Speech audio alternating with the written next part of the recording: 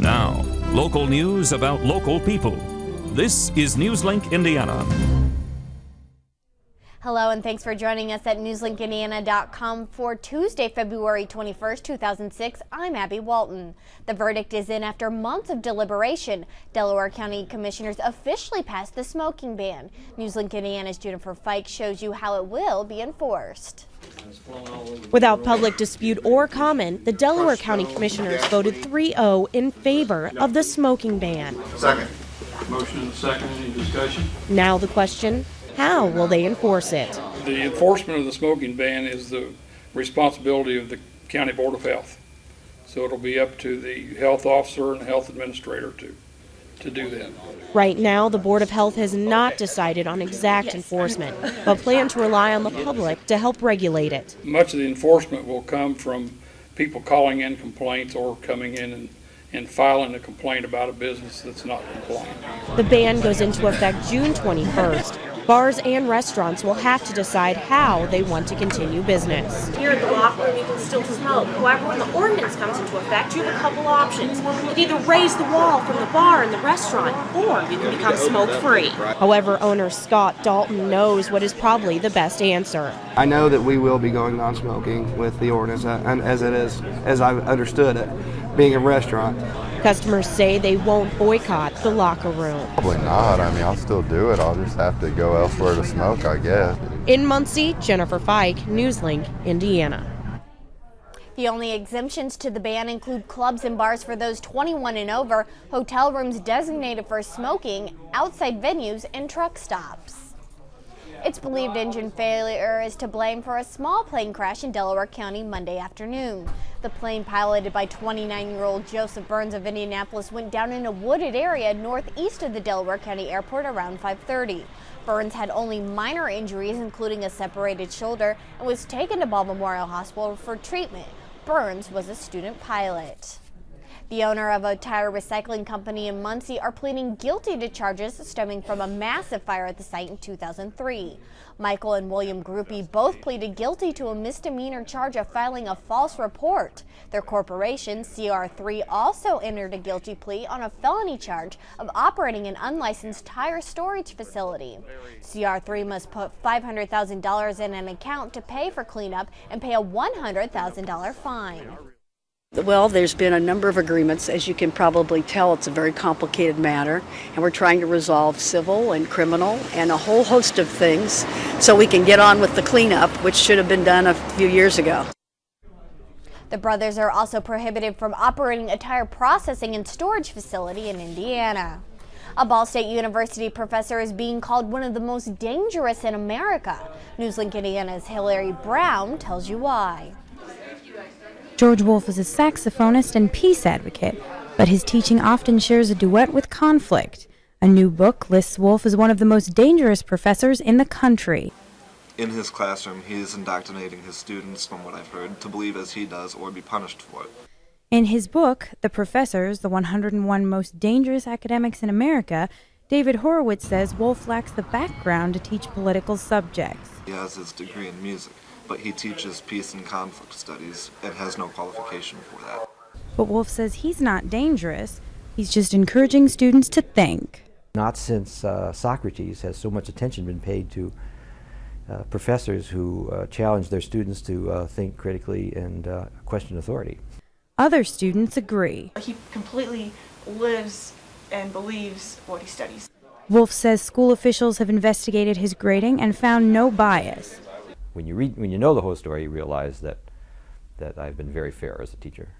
Students like Ellis won't have to worry unless they pick up the saxophone. Wolfe is leaving his position at the Center for Peace and Conflict Studies to return to the School of Music full-time. In Muncie, Hillary Brown, Newslink, Indiana. University leaders say Wolfe's change in position has nothing to do with the new book. The professor's expertise is needed in the growing School of Music. And now Joe Thomas joins us with a look at our weather. And Joe, even though it was in the 40s today, it was still pretty cold outside. It was pretty chilly, but the sun was out, so it was a decent February day. Very typical for this time of year. Average temperatures for a change, right on the mark for February weather. That sun will continue. Tuesday, we reached a high of 41 degrees. We do expect a slight warm-up as the week goes on. Towards this weekend, conditions will get a little bit worse as we're expecting some flurries and much colder conditions. Tonight, however, it will be chilly. Muncie at 27, Indianapolis at 29, along with Lafayette. Bloomington at 30 degrees for the overnight tonight. It's all because of this high pressure system that's just been moving out with those partly cloudy conditions, so there's not much cloud cover to keep us warm. There is another high pressure system that's going to be moving through most of the day tomorrow into Thursday, giving us partly cloudy conditions once again. So high temperatures tomorrow are going to be quite nice with the sun out. 43 in Muncie, 45 in Indianapolis, as warm as 46 in Bloomington, 47 in Louisville, Kentucky. So we are very, very warm for this time of year. Low of 27 tonight, as I said earlier, partly cloudy conditions. Those winds will be calm around west-southwest from 3 to 6 miles an hour. Tomorrow we're expecting warmer conditions, a high of 43 degrees. So enjoy that nice weather while we can. Partly sunny conditions with slight warm up tomorrow into the rest of the week. As you can see with our 5-day forecast, pretty easy here. We have partly sunny skies all the way up till Friday with temperatures in the lower 40s. Take a look at our weekend as we dip down into the lower 30s. A possibility of some snow showers on Saturday, and they will be short-lived. We will improve again on Sunday. However, those temperatures are going to be cold again, unfortunately. It's always interesting living in Indiana. You never know what the weather's going to be like. Something different every day. Thanks, Joe. And Indianapolis Colts head coach Tony Dungy was in Anderson Tuesday to help mark a milestone. It was a celebration and inspiration honoring 100 years for the Church of God. But I don't know that we really want to spend all of our focus looking back at the last 100 years, even though there have been some phenomenal things that have happened and a lot of growth as we saw in the video. But really, I think what's important when you reach a milestone like this is to look ahead to the next years. From pop cans to dental floss, students at Delta Middle School take a seat and make it unique. Newslink Indiana's Melissa Delahanty tells you how. Imagine a chair that you never have to leave. A chair that includes daily tools like a hairdryer and even a working coffee maker. Over here, this is like hand sanitizer, and we have a fingernail file. We have napkins in like a pocket. Delta 8th graders competed against each other in the junk war contest to make a chair with the most uses. The more uses, the better the grade.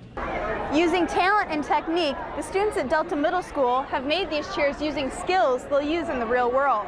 I didn't know how to use any power tools, so that really helped. It was a lot of work, but it was a lot of fun.